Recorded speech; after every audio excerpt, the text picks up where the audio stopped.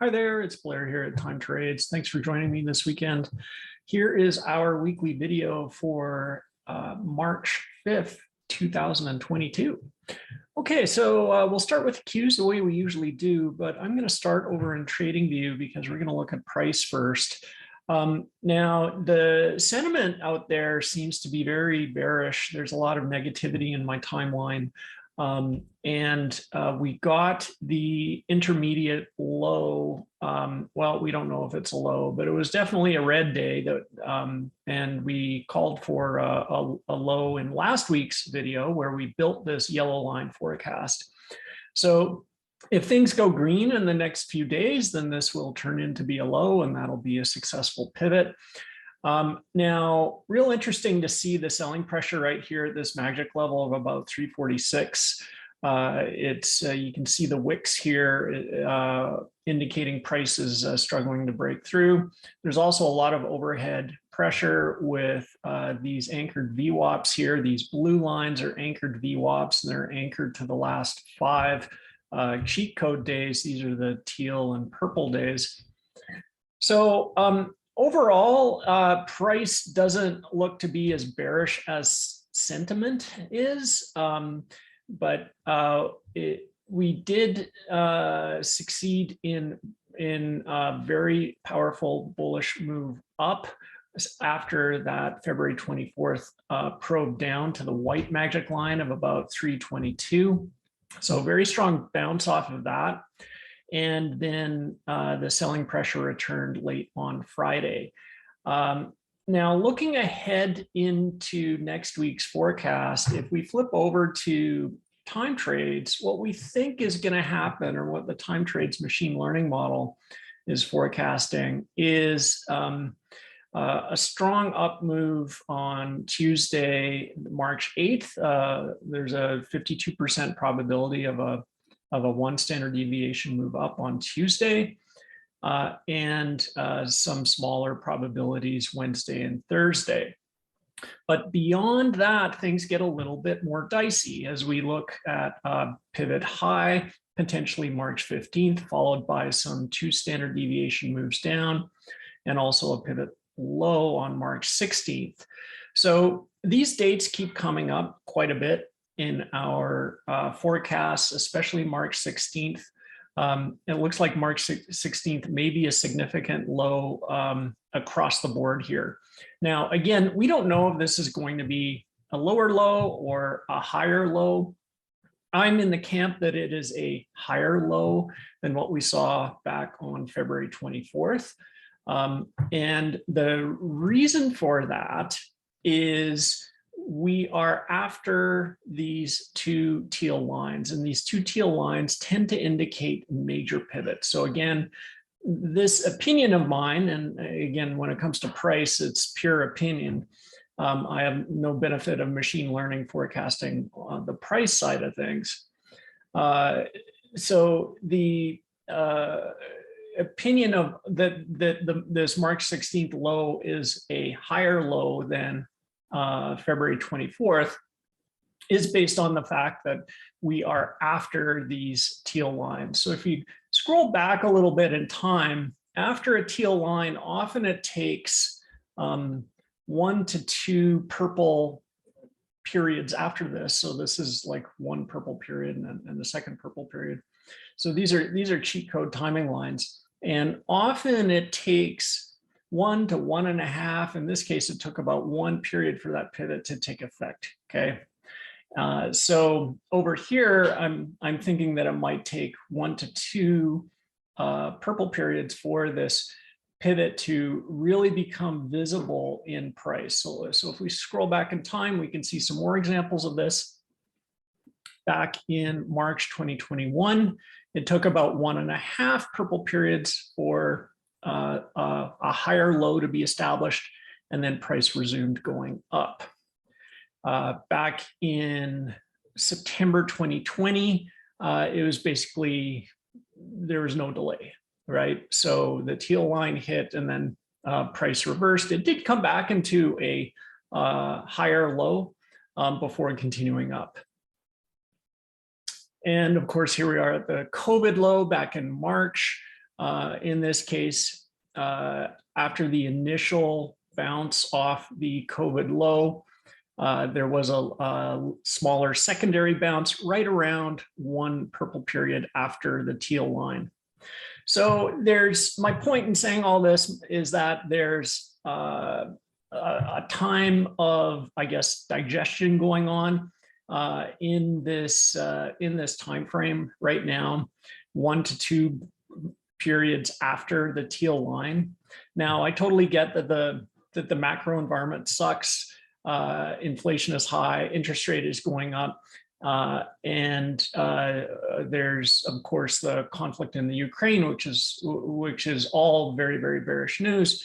So I'm just making these forecasts and comments based on what I see in the timing forecast. I'm not trying to incorporate any news or economic news into this forecast at all. But I am also recognizing that the economic reality of the day does not lend itself to a bullish forecast, right? But I'm just going to go by what I've seen in the past when it comes to behavior around these teal lines, and I'll leave it up to you to incorporate the news to the extent that you wish. So all other things being equal, and I know they're not, I think we are going to be seeing a higher low in March. All right, so that's the cues. Let's take a quick look at spiders. Spiders, again, very similar. We had a strong bounce going up over this magic line here at 421, and it's right now being rejected at the anchored VWAPs, came down, formed a hammer Friday, which can be a bullish pattern. You can see over here, there's a huge hammer bullish pattern on December 20th. So there's a possibility this could turn into an uptrend. One of the things that I noticed on time trades for the spiders is there was a fairly high probability of a pivot low on Friday, and you can see that here, 19%. And the spiders also have some probabilities of up days, Tuesday, Wednesday, Thursday, Friday, heading into March 14th, and then things bounce back. So on the whole, for next week, looking across the spiders and the Qs, it looks relatively bullish. That does not imply it's going to be the start of a new bull trend, but you never know. It could be, but at least for the next week, we've got the information that we're seeing within the time trades machine learning that there's enough information here and there's enough confluence between our forecasts that we can make a bullish forecast for the coming week. All right, so let's take a look at a stock that I was tweeting about, Cloudflare. The symbol is NET. So I had the opportunity to learn the hard way, I guess, from this stock this week. And I tweeted out about Cloudflare. So let's go and take a look at the context in which that was done. So we can go over here and we can type in net and we can take a look at that. So let's go down to maybe a 1 hour. All right, so right here on this bar, I tweeted out went long net, and this was based on the time trades forecast. I had a target date of March 10th. That turned out to be initially a very good call. Price boosted up to the white magic line here at 122. I took profits there, but then stupidly I re-entered, and I wasn't really doing a good job of listening to the market and price behavior. And one of the things that I want to point out and share with you guys is on Thursday morning, I was still in this long, and I didn't pick up on the fact that price had gapped down over this magic line right here at the open on Thursday morning. And of course, that led into like a huge 20% flush down over the next 2 days, going from basically 120 to 100. I ended up exiting the position at a loss. But the learning here is don't ignore gaps down, especially over magic lines. Like there's a lot of information there when price gaps like that. And again, in our decision-making model, price is the most important. So gaps in price are hugely important. I wasn't paying attention and I lost money because of that. So I will be doing a better job of that going forward. Okay, so I wanted to share with you that learning. That being said, I think Net actually has some good forward-looking opportunity here, especially starting on Monday. Again, we've got Tuesday, Wednesday, Thursday. We've got 3 really strong up days in the forecast, 60%-ish probability of 1 standard deviation moves up. So in the scheme of things, it looks like it's making a pattern of higher lows, and it looks like based on the forecast that will continue into next week. Okay, so that's Cloudflare. Let's take a look at what's happening with the major stocks that compose the Qs. Apple has a couple of 2 standard deviation updates starting early next week. Again, Tuesday, Wednesday, March 8th and 9th. But there's also a backdrop of fairly steady 1 standard deviation down days here. So not super bullish for Apple outside of the first half of next week.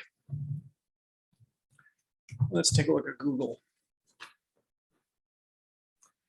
So Google has some 1 standard deviation moves down here, bottoming March 16th again. That date keeps popping up again and again. You'll see it a lot in the time trades forecast.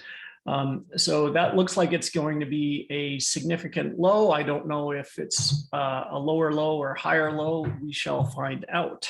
Let's take a look at Microsoft. So Microsoft, again, similar pattern. We've got a pivot high March 15th and then a pivot low March 16th. And it's notable that the FOMC meeting is also around this time. So looks like there's a lot of volatility forecast for right around that important meeting. So if you don't like volatility, probably a good time to stand aside for the market and let this sort itself out. So that's Microsoft. Let's look at NVIDIA.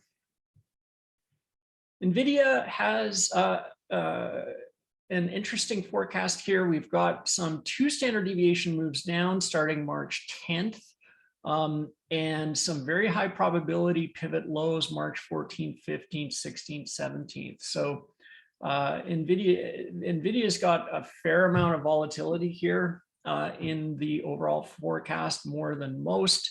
And also we see some pivot highs coming up March 18th as well as March 29th. Again, looks like there's going to be a lot of volatility in NVIDIA, some good trading opportunity there as well. Let's look at Tesla. Okay, what can we learn from Tesla here? All right, so Tesla's kind of got a little different pattern than most. What my eyes are seeing here as I scan this chart is, yes, we've got some 1 standard deviation moves up, but my eyes are instantly drawn to this giant 2 standard deviation up move bar on March 31st and this little 5% probability of a pivot low on March 25th. So this looks to me like a great opportunity to go long because we've got the kind of pattern that we look for in time trades, where we've got a pivot low, albeit a small one, followed by a move up, followed by a pivot high. So it looks like a great time to go long Tesla would be late March, around March 25th or so. Let's take a look at crypto next. We're going to start with Bitcoin. Okay, so Bitcoin again is really, I feel like it's grinding out a bottom here. In general, I'm bullish on Bitcoin because of two reasons. Number one, if we look at price has been oscillating around this white magic line here since, basically January. So it's kind of grinding out what I believe to be or will be a bottom. And we encountered the teal lines. And again, the reason for the bullish forecast on Bitcoin is similar to the reason for the bullish forecast on stocks, is we have just encountered these teal lines. And that is a common location for major pivots. Now, when I say bullish, it doesn't necessarily mean it's going to, go straight up to 100K. When I say bullish, we could see an uptrend for, 2 to 4 to 6 weeks. That would be basically 1 to 2 to 3 of these purple line periods. Okay, and we're starting to see some evidence in the PPO indicator. This is if we look at what I've got on the chart right now, this indicator down here is the percentage price oscillator. It's like a MACD, but it's percentage based. And we're starting to see some evidence of strength here on the daily chart, despite the last two red daily bars. And it's sitting on top of the important 39,600 level, which is a white magic line. So that's where we are in terms of price. We're also sitting on top of basically a lot of VWAPs right now. Okay, so the price interpretation is, I would say, neutral to slightly bullish, given the position of the PPO indicator here. And when we look at the time trades forecast, we see some 1 standard deviation up days coming up, but those are in declining probability, not increasing probability. So I always like to see an increasing probability of up days, like this here, where we can see a ramp up. That makes me a little bit more confident. But we do see also a few, isolated. This one's 40% here on March 9th. And so there's overall a lot more bullish activity in the forecast than there is bearish activity in the forecast. Plus, we see some low probability pivot lows here, March 4th, March 8th, March 16th. And then we also have some low probability pivot highs here, April 10th. So even though there's not a super confident forecast coming out of time trades, it is what we are seeing here is bullish, because we're right around a period of some pivot lows. We've got a period of some moderate probabilities of up moves leading into a period of low probability pivot highs. So, I give this a moderate bullish rating. If we take a look at what is happening elsewhere in other cryptocurrencies, let's take a look at Ethereum. Maybe this can help to add some clarity to the overall picture. What we're seeing here is some probabilities of up move and then a gap. So price might soften a little bit into mid-March, but then you can see this big ramp heading into early April, and also a probability of a pivot high, a 75% probability of a pivot high. So I think everyone is kind of mentally ground down by this extended decline. That's why there's a lot of bearishness in everyone's timeline right now. But honestly, looking ahead in a month, I really think we're going to see Ethereum and Bitcoin higher than where they are right now. Let's also look at what we talked about last week. We talked about Luna. Now, based on last week's forecast, I said that Luna was going to keep going up, and that was on February 25th, I think, 25th, 26th, maybe right around here. So based on the time trades forecast, Luna was going to keep going up, and it did, and we're starting to see some pullback here. So if it's not too late to get in on Luna, but you need to be smart about it and wait for some pullbacks. It looks like the best pullback we'll see here is around March 10th, because we see some of these 2 standard deviation moves declining. And we see this little notch here in the probabilities. That looks like a good day to consider entering. And then you can take advantage of this pump up here that looks like it's going to happen on March 14th.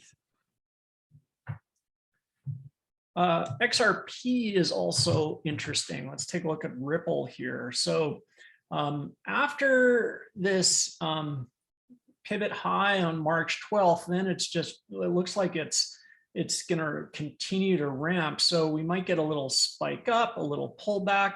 But then from mid-March through to, April 10th or so, lots of 2 standard deviation up days on Ripple and an increasing probability. So I can definitely see, a ramp coming up here to well over $1 by April 10th. Okay, and we'll wrap up today's video with a quick review of Indian stocks. So let's take a look at Asian paints. And we've been looking at Asian paints as a short, and that paid off very well last week with some steep declines in the past week of trading in Asian paints. There's maybe another wave down forecast this week, March 9th, March 10th, March 11th. No indication of a pivot low until March 24th. So it's if you want to enter short on Asian paints, it looks like there's going to be another wave down here. Okay, so let's take a look at Divi's Labs. We'll go to the models page. Check on that.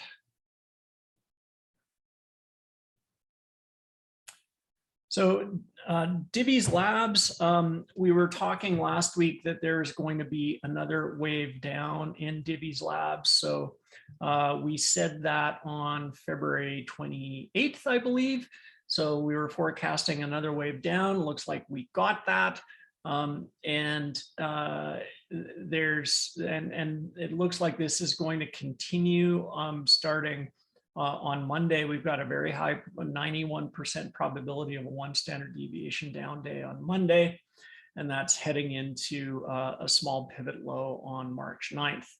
All right, so it looks like this move down that we called for in Divi's Labs is playing out.